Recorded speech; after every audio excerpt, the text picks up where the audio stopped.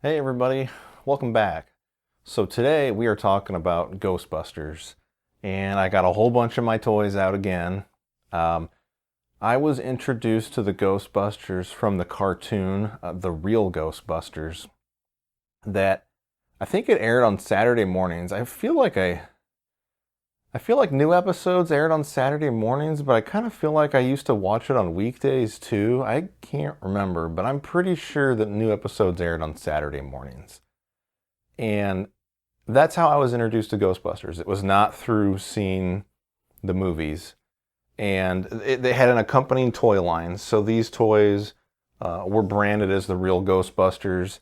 And the way it got that name was that Filmation owned the name for Ghostbusters. It was this, I think it was like a live action TV show. They owned the name to it. So when they developed this cartoon, they had to call it The Real Ghostbusters. And I can remember, I don't know if we saw a commercial or we were looking at a TV guide, and I was looking at it, I'm like, oh cool, Ghostbusters is going to be on. And it starts up, and it's the Filmation version, and they're all in that car, and there's that ape. And I'm like, what the heck is this? This isn't the Ghostbusters. I was totally confused. Like, I just happened to find it by accident because I was wanting to watch the Real Ghostbusters and found this other Ghostbusters cartoon that I briefly watched because I was just like, we'll see what it's like. Yeah, I didn't like it at all. It just was not my thing. So, introduced to Ghostbusters from the cartoon. My favorite episode of the cartoon is an episode called Citizen Ghost. And it is a continuation, or it's a story spun out of the first movie. So I had already seen the first movie at some point. I don't know when I saw that. It wasn't in theaters. That movie really creeped me out. Like, I was scared of my basement. I was scared of what might be under my bed or in my closet. And that opening scene in the library with that librarian down in this basement, it's not lit the best. And there's all these narrow hallways with the bookshelves, and pretty soon the books start floating, and it's got that really eerie music. Like, it really sets a creepy atmosphere, and it just creeped me out. I still watched the movie, but like, I didn't enjoy that first part because it really scared me. And then after that, everything was fine. And I was trying to take in as much Ghostbuster stuff as I could. It's like, oh, cool, the Ghostbusters. These are the guys that I have these are the toys that I have. They don't look the same, but it's the same thing.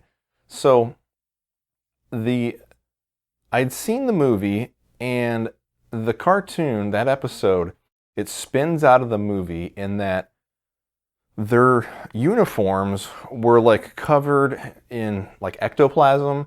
After the battle with Gozer, Stay Puft blows up and he's all over the place, and like they're all covered in it in their uniforms.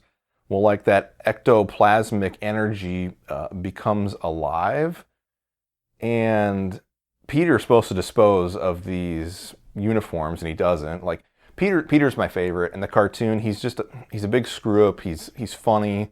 I guess it's kind of a trend, as I like the funnier comedic elements, the Dreadnoks for G.I. Joe, or Peter for Ghostbusters.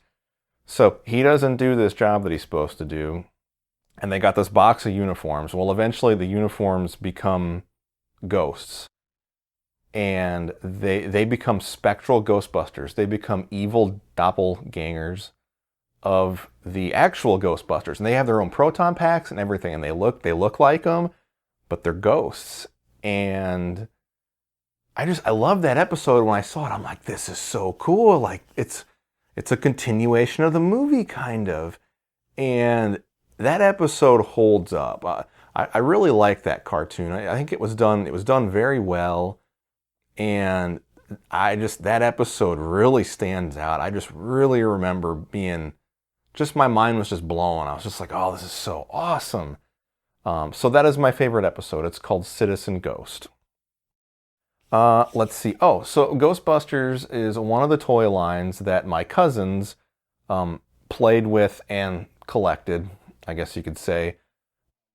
I get their parents really weren't too keen on violence, so I don't think they played with like G.I. Joe or Transformers. I don't even know if they played with Ninja Turtles.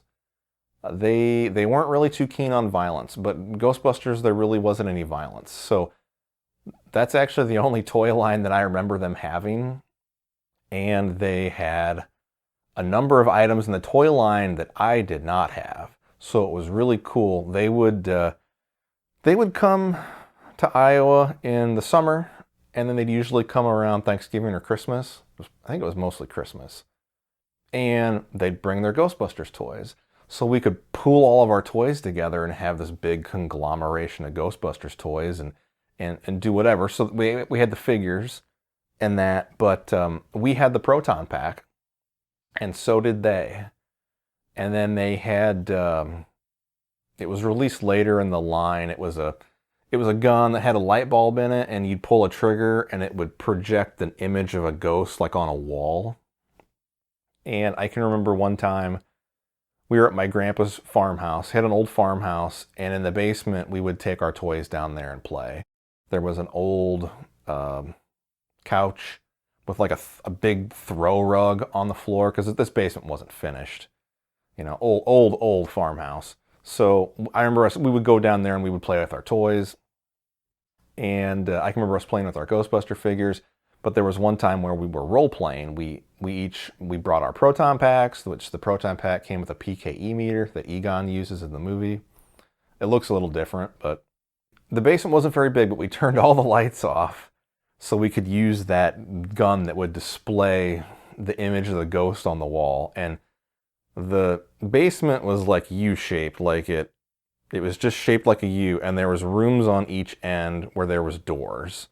And it was basically all storage. And I can remember us walking around, you know, walking through the basement, going from one room to the next, and, you know, checking for ghosts. And, you know, we'd get into that room where there was no windows in it, and it was pretty dark in there. So then we could project that ghost on the wall. And that was a lot of fun. That was a lot of fun. And then there was a kid that lived like a block over from me. I think his name was Jeremy. He had no G.I. Joes. He had no Transformers. He had Micro Machines and Ghostbusters. And what he had of those toy lines, he had a lot of. He had the biggest Micro Machines collection I have ever seen.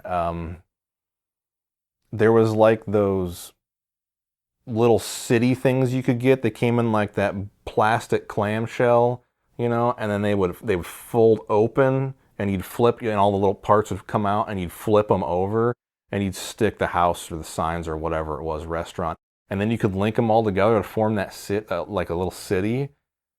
He had like 15 of those things. He had a ton of them. I remember he had a bookshelf, and they were just all in there, all in their boxes still, like immaculate. And I'm like, oh my God, like you have a whole city. We're getting way off topic here. So anyways, Jeremy had a lot of Ghostbuster stuff. He had the proton pack, the ghost trap, and the goggles. And I can remember he came over to the house, and my brother and Jeremy both had the proton packs, and I had the goggles and the ghost trap. And we were playing out in the front yard, and we had wrangled our ghost, and we went over to the driveway, and I set the trap down, and I like rolled it out. I was emulating the scene at the Sedgwick Hotel where they're capturing Slimer. So I throw the trap out, and I've got Jeremy and Brian on each side of the trap, and they're bringing the ghost down. And then the trap had a little rubber thing that you could step on. It was like it's like an air pump. Like you would step on it, and air would go through a hose, and then it would blow the doors open on the trap. And, you know, so I throw the trap out, and I hit that thing, and we capture a ghost. And a lot of fun, except that these two kids that were a grade older than me loved to bully me on the school bus, and they lived a few blocks over. And when we were out playing that day, we only did that like a few times. One of the times that we did, actually we might have only done it once, because they ended up seeing it, and that just gave them ammunition to make fun of me when I got on the bus the next day. They anything they could to bully me or make fun of me, they would use anything possible. I remember one time they tried tripping me going down the aisle of the bus, and it didn't work. I actually stepped on their shoe, and I was apologetic at first until I saw who it was, and then I'm just like, whatever. Those guys were real, I don't know. They were neighbors, and they just would get together, and then, they got the little alpha group going, so we're going to, bully and pick on the guy that's all by himself. But that might have been the only time we did that, because I'm pretty sure after that happened, I can remember not wanting to do that again. Like, if we were going to play Ghostbusters, I wanted it to be in the house in the basement, so that those are in the backyard, because we had a fenced-in, privacy fence backyard. So that way those two guys couldn't make fun of me on the bus. Because at this time, my brother and I went to different schools, because I was a grade ahead of my brother. So I was on the bus by myself. Of course, I was the last one to get picked up, too. It was like going through school. I'm always like one of the last stops on the school bus, it seems like. Anyways. So Jeremy, we'd play with Jeremy. We'd play Ghostbusters and then play, role play Ghostbusters with my cousins. But then, like I said, we would get together and we'd have all these toys to play with. So I kind of figured I'd, like the G.I. Joe episode, I would go through my collection. This is my entire collection. Not as big as G.I. Joe. Ghostbusters, the toy line, launched, I believe, in winter of '86. I don't know when I started playing with it, so let's just say '87.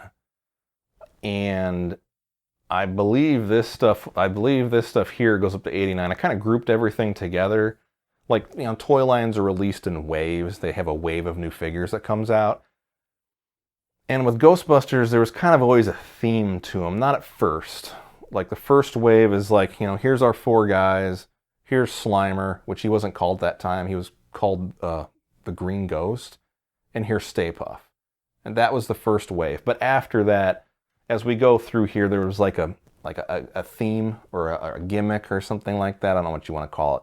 That they would release, they would re-release all the Ghostbusters. And they made figures of Janine and Lewis. I never got any of those. I really wish I had some for my collection, but I don't. I just got the four guys. Anyways, let's look at some figures.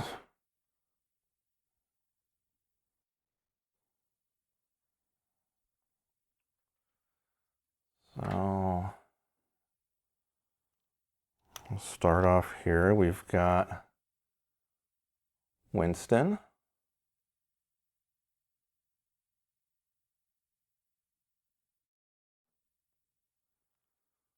And Egon.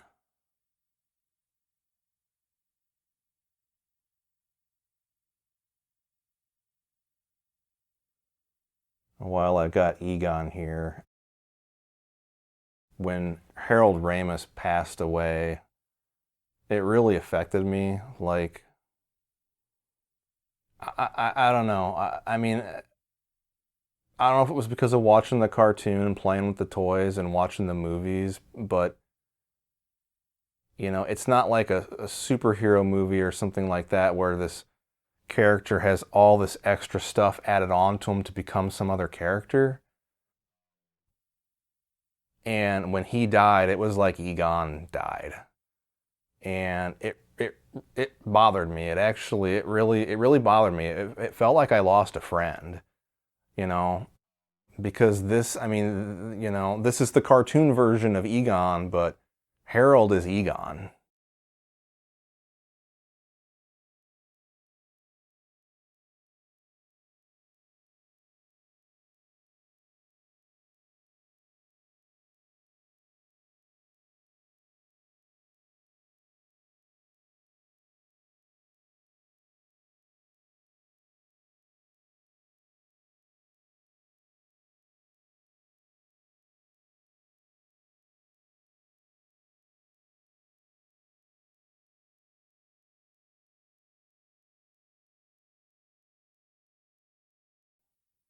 And it really bothered me when he passed away. And he's a Midwest guy. He's from Chicago. So, yeah. And here's Ray.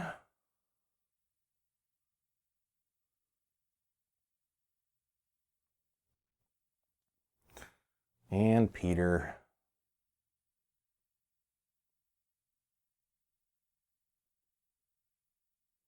And then I got Peter's proton pack here. So this first wave of figures, the guys all came with a proton pack.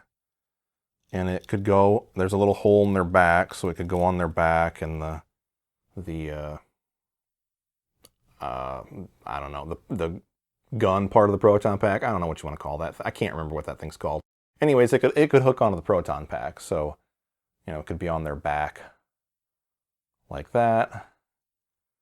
And then you can take it off and put it on their arm. This proton pack's a little worse for wear. Some of the plastic's a little bent up. I don't want to mess with it too much and break it. But anyways, you could stick it on the arm right there, and then there's this little part right here that you can twist, and then that makes the beam go around. Yeah. And then the Ghostbusters would always come with their own ghost. So you could amass a nice little collection of little ghosts. This is the one that came with Peter.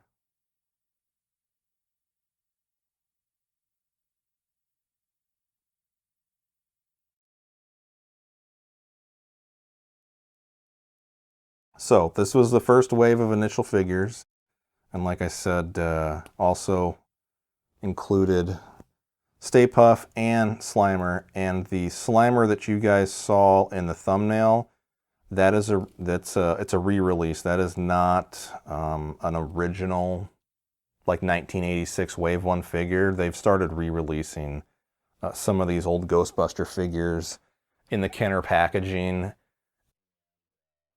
All the Slimers I found online were in not the greatest of shape, like the paint was coming off of them. And so I just went ahead and bought the new one to use for the thumbnail, but I'm not going to feature it because it's not a part of my childhood collection. So that's why you won't be seeing it. Okay, so these two figures, I think this might be Wave 3. These are called Fright Feature figures. And so I'll show Peter here. Winston's broken, unfortunately. So we got our figure of Peter here. And then when you push his arm in, his mouth opens and his eyes pop out and his hair comes up. So that's pretty cool. And then the Ghostbusters would come with like different ghost catching accessories. A lot of times it seemed like, I shouldn't say all the time. It seems like a lot of the times they were customized towards the ghost that came with it. So like this one with Peter, it's got this, this little hook on here. So then the hook will attach to the ghost. But some of the other ghosts and ghost catching equipment that I have, it seems like they were tailored to go together with that ghost. And here's Winston. So Winston's is broke. His arm is all jacked up. But what would happen is you would push his arm in. Let's see if that focuses. You push his arm in, and then his head would spin around, and then his head comes up, and he's like screaming. So that's pretty cool. It's unfortunate that he's broke. And these older figures, they're sticky. The plastic is kind of starting to break down on these things. This next group of figures, these were called Haunted Humans. If memory serves me right. Let's see. I'm gonna go over. This is my least favorite one. If I remember right, this guy's name is Tombstone Tackle, and when you pull his head down, this ghost feature like pops out on his back.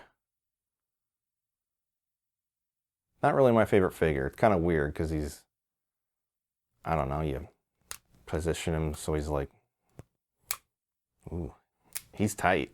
Jeez. You position him so he's like that. I don't know, so he's kind of like a dog thing. I don't know. I remember liking it when I was a kid. Now I don't really like it all that much. But the rest of these are pretty cool. So this guy is called X-Cop, which sounds like some 1980s horror movie. And he's got a little button on his backside, and you push that button, and then that happens. He turns into like the skeleton guy, and then his hands come down, and his feet come down, so he turns into this creepy looking guy. That's pretty cool. I remember when we got him, I was with my stepdad Steve. We were shopping and he let me get him, and afterwards we went to parties for supper. I don't know why I can remember goofy stuff like that. This guy, his name is Mail Fraud, and then you take his body here and you slide it up, and then he turns into this creepy ghost. His tie pops out.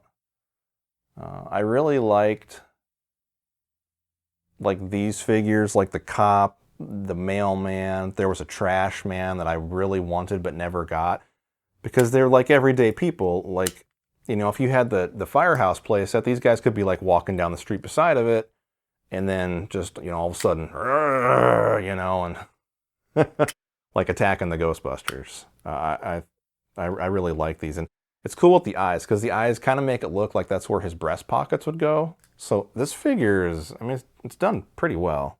I like that figure. And this is Granny Gross. And Granny is living up to her name. She is very gross. She's very sticky. Her arms are super shiny. So Granny Gross, and then you pull her head, and she turns into that.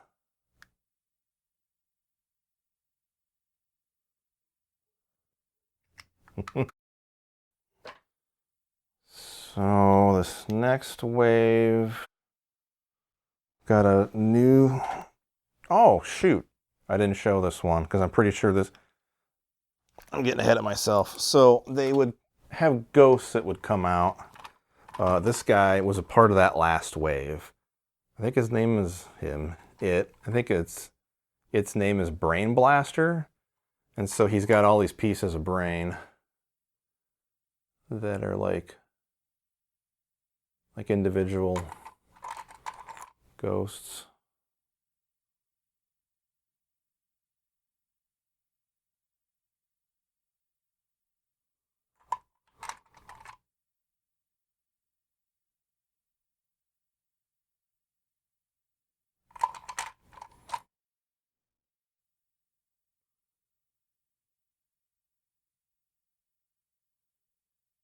And then there's a piece of plastic in here that you push down, and it's spring loaded.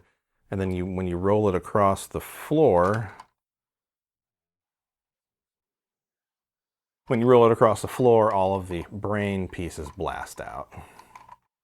Let's see here.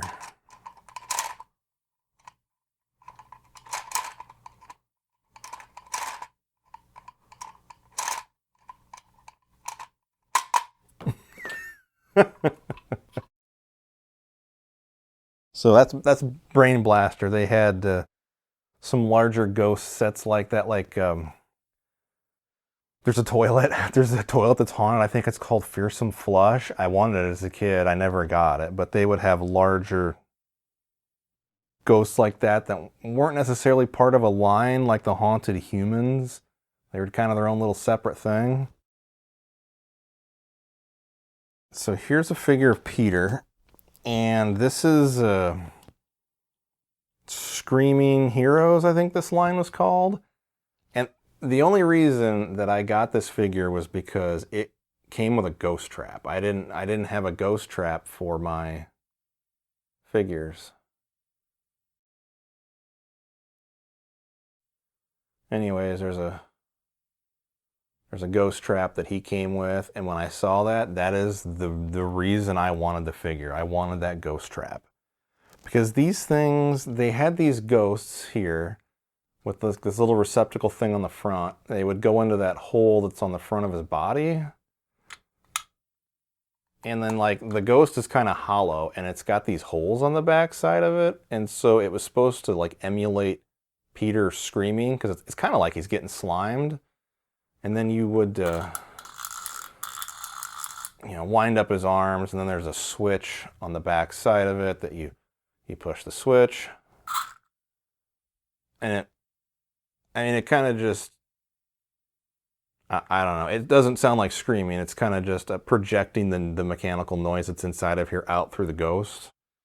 I don't know. It's kind of weird. I just wanted it for that ghost trap. And then during this wave, they released Universal Monster characters. And I only have 2 of them. I think there was 6. But they had like Dracula, Frankenstein's monster. And as a kid, I loved mummies. I found them very interesting, I guess I should say. Egypt, the pyramids, sarcophagus, King Tut, and going into this tomb, and how they'd have, different pathways to go so that the grave robbers couldn't find all the hidden treasure in the body. I don't know, that stuff was really interesting. So they had this zombie figure. This was the first one that I got. This was the one that I wanted the most.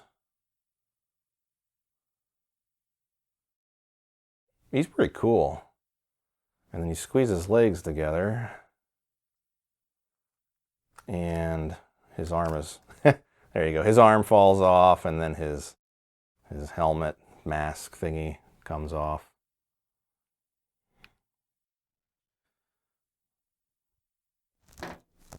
And this next one this is supposed to be a zombie. I guess it's a kid's toy line, so if you're going to make a zombie, it's going to have to be something a little goofy, because this is not what I think of when I think of a zombie. But you squeeze his legs, and then his arms come up, and his hair comes up, and then his eyes spin around in there.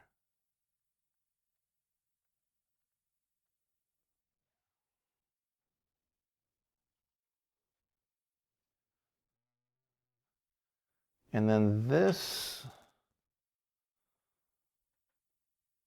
is a haunted vehicle. They didn't have many of these. They might have only had 2 or 3. This guy's name is Air Sickness. So you've got this pilot guy on his, I don't know, looks like a homemade flying thing. This is a seat belt right here, and the plastic is really hard. So I'm not going to mess with it, but you could stick it into that little hole that's right there, so that way he could have a seat belt. But I'm not going to mess with that. So anyways, all this stuff comes apart because it's all haunted. And so like this thing right here, there's a tongue right there that's kind of like the seat cushion. And then, this comes down, and so you've got this ghost that, that's not very scary. But you got that ghost, the engine comes off, and you got this little creepy dude, if it ever focuses in.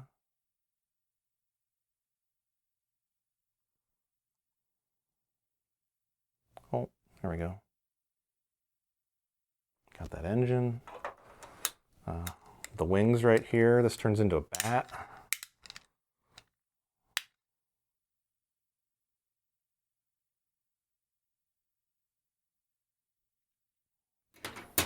And the pilot,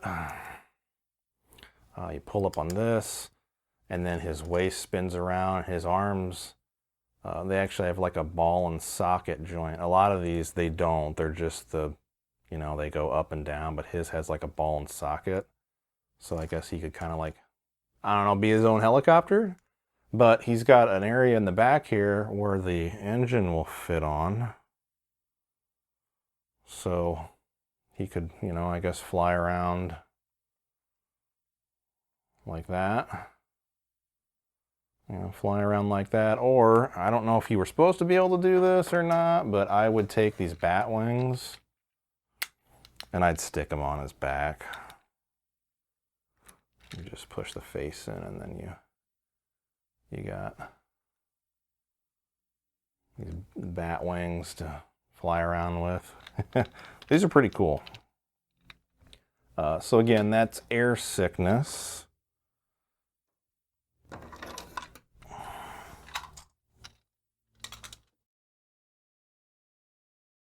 Okay, last section, which includes my one and only vehicle. So they have a new wave, new gimmick or whatever, feature characters. These are called Super Fright characters. So here's Egon. And then there's this little backpack looking thing on his back, and you push up on that. And his hair comes up and those little tentacle things come out, and yeah. And then here's Winston. His has got a lever on the back of it, and it's spring loaded so that his normal head is always up in here, and then you push down and it goes like that.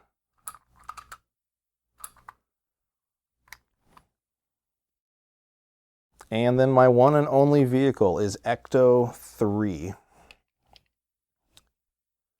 So Ecto 1, car from the movie, they made a toy of that. Ecto 2 was like a helicopter, and Ecto 3 is this go-kart. And it came with its own ghost, galloping ghoul ghost, if I remember right. But you got him trying to speed away from this thing. And then you could take these arms, put them out like that, and then when you squeeze the mufflers together, you can catch ghosts that way. I like this toy. It was, it was like a go-kart. It was kind of fast, at least fast looking. So these big wide tires in the back of it. It's got pegs on here, so the figures all have holes in their feet, like G.I. Joes, and there's pegs on there so that your other Ghostbusters can come along. I can remember being really particular about putting the stickers on. This one sticker's coming up. I would get tweezers out and try to make sure like they were exactly perfect, because I'm pretty sure I had to put the stickers on this thing because I remember trying to get the Ghostbuster license plate perfect. It says Ecto 3 on there. And then it says, keep up the smile. And it actually says it expires in 1990, so this must be an 89 vehicle. I do remember the vehicles after this. There was like a race car with like vacuum cleaner hoses on it. I think it was called like the Ecto 500. I remember seeing that in the stores. There was like a plane, like some sort of dive bomber, ghost bomber thing. I don't remember ever seeing that, but the line only lasted, I don't know, 5 or 6 years. And then a very popular toy line that came out in the late 80s, which we will talk about at some point, kind of just put all other action figure boys' toys like out to pasture because it was crazy. So that is my entire Ghostbusters collection. And the game we're going to play is Ghostbusters. This game was introduced to me from my cousins. And they came over for the holidays. I think this one was Christmas. And they brought this game with them, and we played it. It's not that great of a game. You guys might have enjoyed the toys more than you will, me playing this game, but it's a game that I played, and Ghostbusters was a big part of my childhood. Let's pop this thing in and let's play some Ghostbusters for the Nintendo.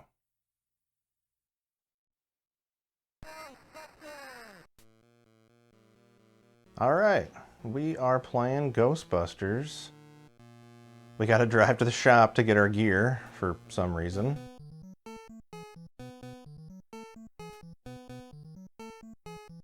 So in these driving portions, you can see there's a gas meter down there. These driving portions, if you press back on the D-pad, you'll slow down. If you press up, that Ecto 1 goes up towards the top of the screen, you go faster. You use the same amount of gas either way. We want the capture beam and the super ghost trap.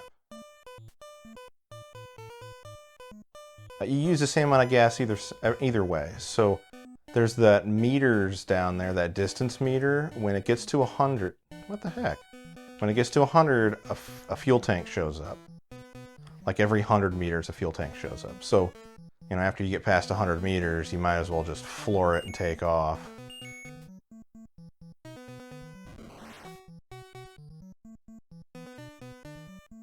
And basically conserve fuel. But we'll try to get the gas tank here. Sometimes you can't because a car will spawn in and you'll avoid the car and you'll miss the gas tank. Normally I buy the, I think it's called the ghost alarm. It looks like the PKE meter. But I got that guy. Normally I buy that because you can, oh shoot.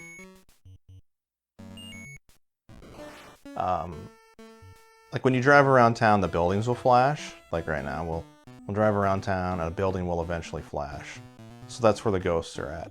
If you have the ghost alarm, the buildings, whoops. You don't have to be right next to the building for it to flash. So you're like right there, I couldn't get that gas tank. Now normally I buy that, but I don't know. This time I might just not. I mean, it's kind of a quality of life feature. Come on, Ghost. You know, it's kind of a quality of life feature. It's like, okay, I gotta go to this building all the way across town, you know, to get, you know, to capture these ghosts. But really, there's not a lot of streets you could really drive on here. That was weird. That one like barely flashed.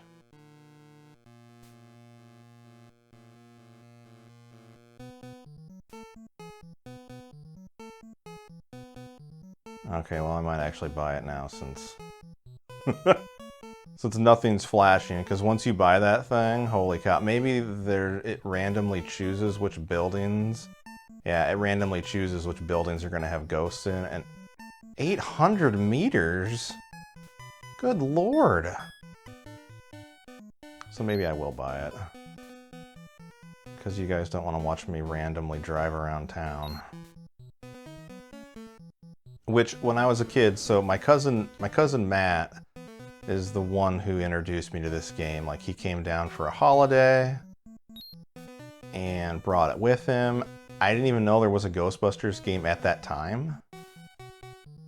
And I can remember playing it and being on that map screen and like, why do we look like the Ghostbusters symbol? Like, why isn't it the car? You know, we're obviously driving around town. So I always kind of thought that was weird. And I'm pretty sure we did not get into the building labeled Zool, which is where Dana Barrett's apartment. Well, that was kind of...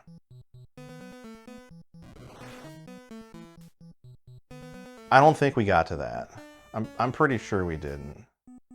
So let's...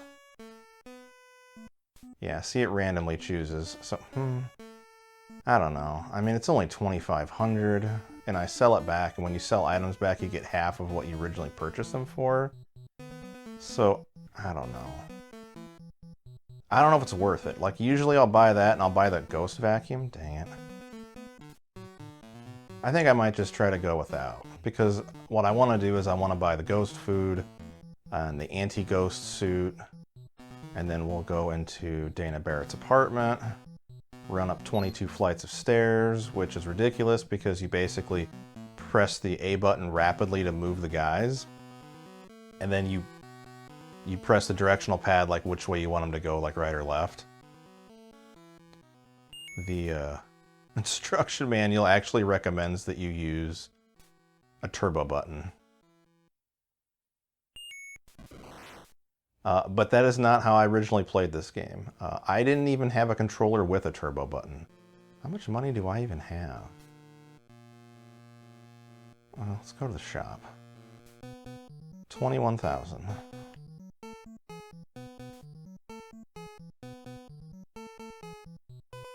Chris had an NES Advantage. That was the first time I ever used a controller that had a turbo button. And that was about the only time, because I don't remember any of the rest of my friends having like an NES Advantage or a controller with a turbo button. We all just had the... Whoops. We all had the NES controllers that came with our system. So that's the way I'm playing. I'm playing it the exact same way that I played it, you know, the first time that I played it. So we'll just get that for now, and then, yeah, we'll just... Whoops. We'll just come back and we'll get the ghost food.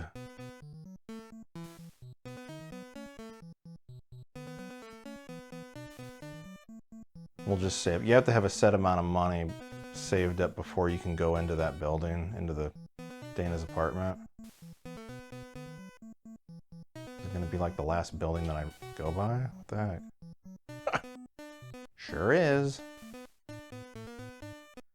When we pop this game in and I'm playing it, I'm just like, I didn't have any clue what I was doing. We didn't have the instruction manual with us, and I don't know if Matt rented the game or if they owned it. Because I don't really remember, like, he kind of knew what to do.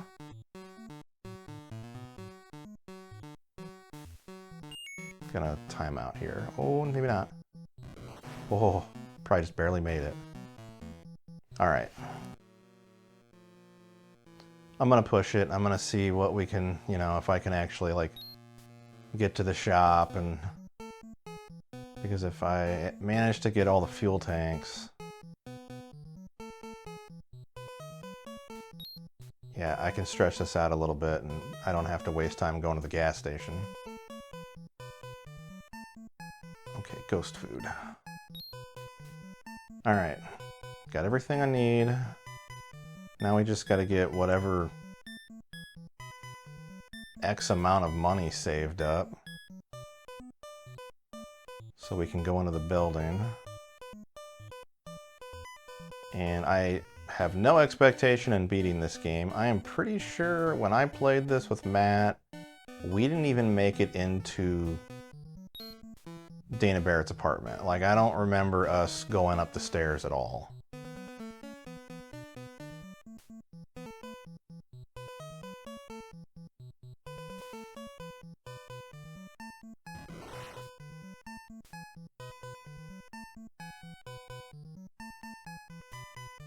Alright, we can now enter the Zool building.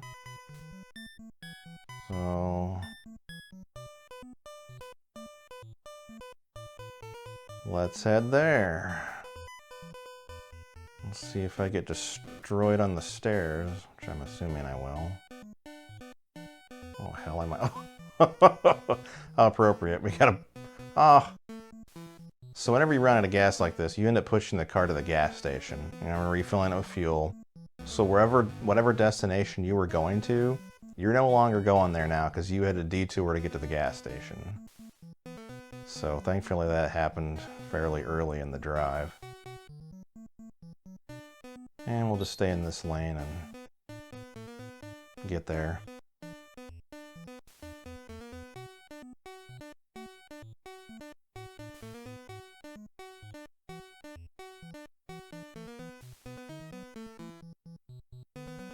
Come on.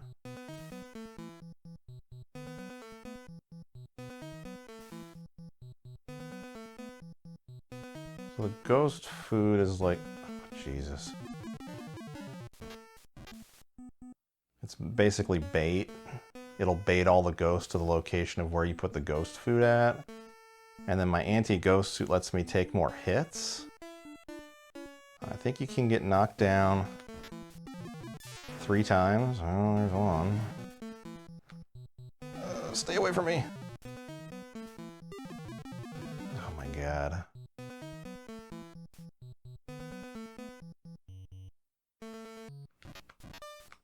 And apparently you can open those doors and you can be healed. Oh, there's 2. Oh man.